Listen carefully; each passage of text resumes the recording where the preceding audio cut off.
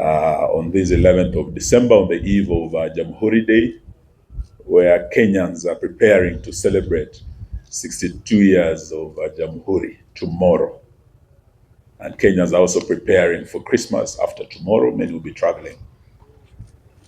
And we want to say that 62 years of Jamuhuri, defending our assets, defending our dignity, is the theme of our message today to our fellow Kenyans as we celebrate Jamuhuri. And we have put together a joint Jamuhuri Day address by the United Opposition, which is the government in waiting. We will be hearing from the government, the broad-based government, tomorrow. And we wanted to speak to Kenyans before tomorrow. Today, we gather not simply to mark a date on the calendar, but to stand in solemn witness to the blood, courage, and sacrifice that built this republic 62 years ago. On 12th of December, 1963, Kenya shook off the shackles of foreign rule and took her first step into self-determination. A year later, on December 12, 1964, we declared ourselves a republic, a nation of our own, led and defended by the sons and daughters of this soil.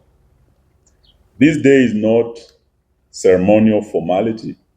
It's the crown jewel of our sovereignty as a nation. It is a day to reflect on the struggles, the sacrifices, and the victories of those who came before us. The Kapenguria Six, Dedan Kimathi, Jaramogi Oginga Odinga, Kyagulanyi Pinto, Wambuye Otieno, J.M. Kariuki, Koitalel Arap Samoei, Mekatalili Wamenza, and countless unnamed heroes across every community: Luo, Kamba, Luya, Kikuyu, Masai, Meru, Embu, Somali, Mijikenda, and all communities in our country. They believed, they fought, they bled, and some died so that we might inherit this land, this republic, this dignity. Fellow Kenyans, independence was never a gift. It was earned through blood, sweat, and relentless courage. Forests became battlegrounds, towns became prisons, schools became sites of resistance.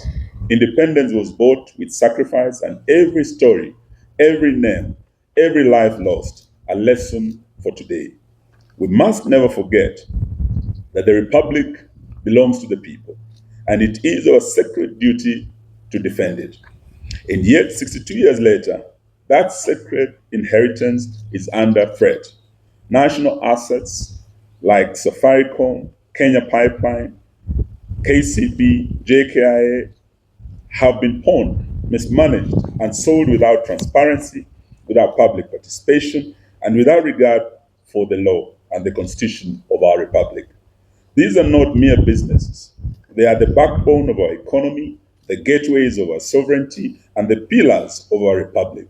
Every transaction that does not include the people, for the people, undermines them and is an affront to our history. Look at the facts. Safaricom, our national crown jewel, had 15% of its shares sold at a fraction of its true value. Kenya Pipeline, the lifeline of our energy sector, is also facing the same threat.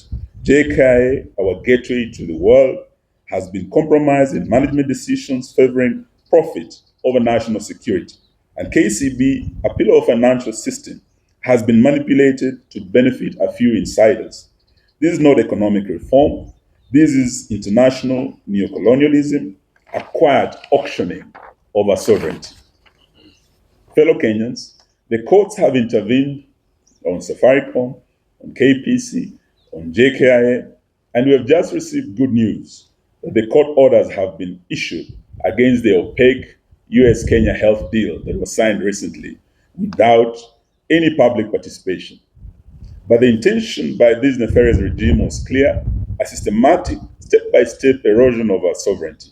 This is neocolonialism by insiders, a form of recolonization disguised as policy, defended with silence and apathy. We cannot allow or entertain this. Sovereignty is not symbolic, it's a sacred and constitutional duty.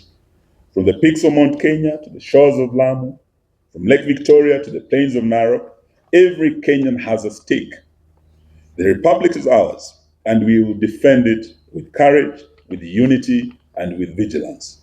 Every pipeline sold, every share disposed, every asset compromised is a betrayal of the generations who fought for our freedom.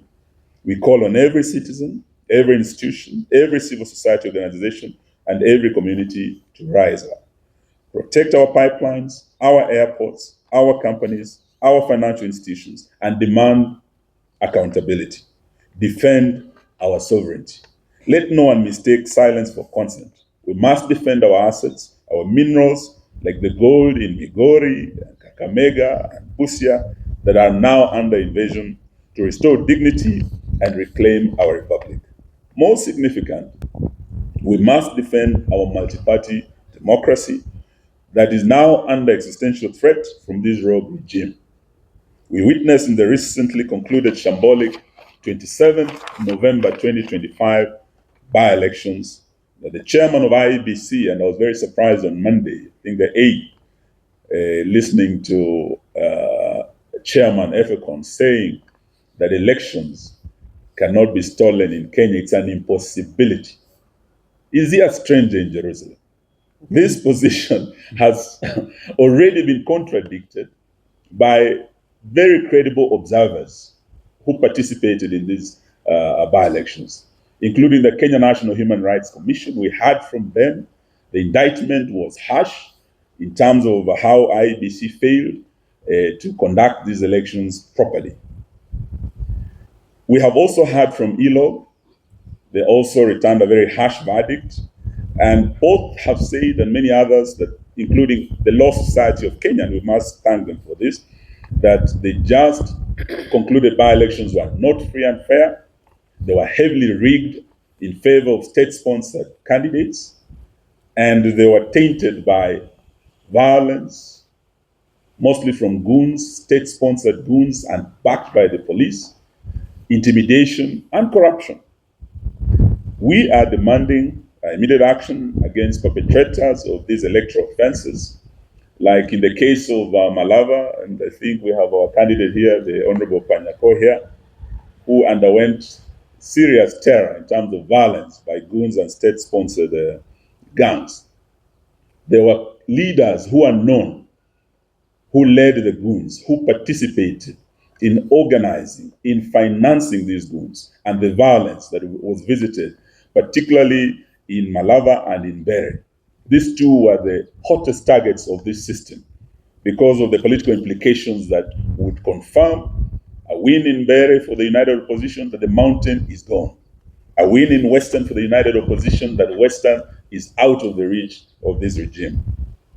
We are demanding that those who participated, including leaders like Nabina Bwera, the MP for Lugari, and we did issue a statement on the eve of that by-election with my brother Kalonzo Musyoka and BBG. We warned that the gangs were being unleashed, and in Malava, Nabina Bwera was going to lead the goons. And we were on the ground with Honorable Panyako. We saw Nabina Bwera leading these goons. We saw Stanley Livondo leading the goons. We saw former CS Sports, Rashida Chesa leading the goons. We saw Esther Muhanda, Women Rep Kakamega, distributing relief food, mattresses, blankets. All these are documented, and PSs, Beatrice Nyangala and others. These are people who are known. Reports have been made of IEBC to the police. What we are demanding is action, that all these leaders be held to account.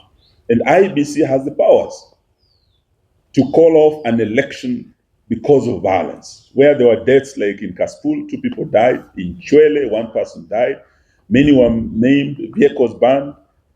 They had the powers to call off this election, but they did nothing. They have the powers to actually suspend anyone who participated in this perpetration of violence, including barring them in participating in future elections, and barring them, recommending them being barred from holding public office in the future. This is how we are going to tame these ugly scourge of violence in our elections. Because under Article 81, where there is violence, you cannot say there's been free and fair election in the face of intimidation and corruption. So we are demanding that that action be taken, and we are also, as we had announced before, looking at taking action against the chairman himself and the CEO, Marjan. The united opposition therefore pledges that national assets belong to the people. They will never be sold without the consent of the people of Kenya, including Safaricom. Sovereignty and constitutional rule are not negotiable. This is what our forefathers fought for. This is why we are celebrating Jamuhuri Day tomorrow. Citizens and institutions must uphold accountability, transparency, and constitutionalism. We will resist attempts to diminish our republic through Rutopreneurship, Ruto-bottomship, and Rutoism. As we end, we know that after Jamuhuri tomorrow, the nation will be preparing for Christmas. But it's going to be a very bleak Christmas for many Kenyans because of the economic situation in this country. Many families can hardly put food on the table. Many with pay slips are depressed. They have nothing to take home for Christmas. And we also have many who are facing drought up north, Mandera, Wajir, Garissa. And this is a situation that we are now demanding that even as we go to Christmas, Kenya is facing serious drought.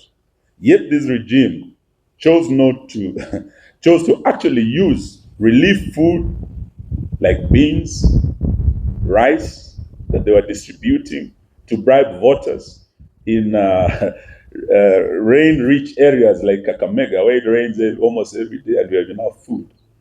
This is what they were using. Relief food that should have gone to northern Kenya came to western Kenya, went to the mountain and other areas where we had elections. We also had non-food items like blankets, mattresses being distributed by CSs, PSs, and officials of this government, including letters of appointment being distributed by the Prime Cabinet Secretary in public at rallies to woo voters. What we are saying is that this was a shameful thing for the government to do. It was irresponsible because those families who are facing the disaster of drought are the ones who need this support, which they are not receiving. So we are calling for urgent and immediate support by both the national and county governments, and we urge county governments to reallocate their budgets to address the urgency of now, particularly because of the drought.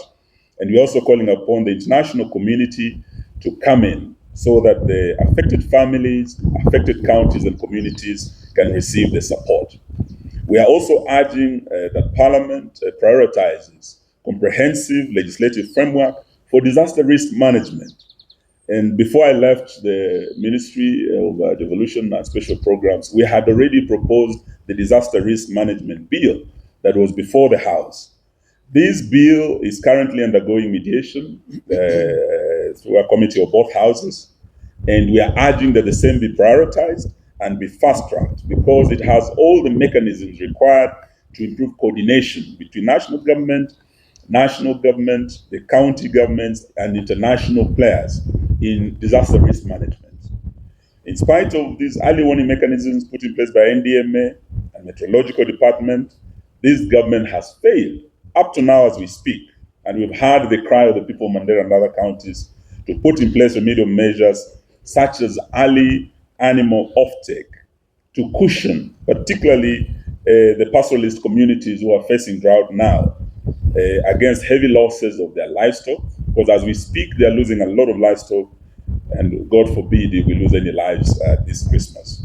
This is as a result of the biting drought, and we are also demanding that the money that they have been splashing all over, they cannot say the government has no money to start this animal offtake, to cushion these families when they have been splashing millions and millions on these by-elections. So we demand immediate action to avert any further losses of livestock or lives of our fellow Kenyans.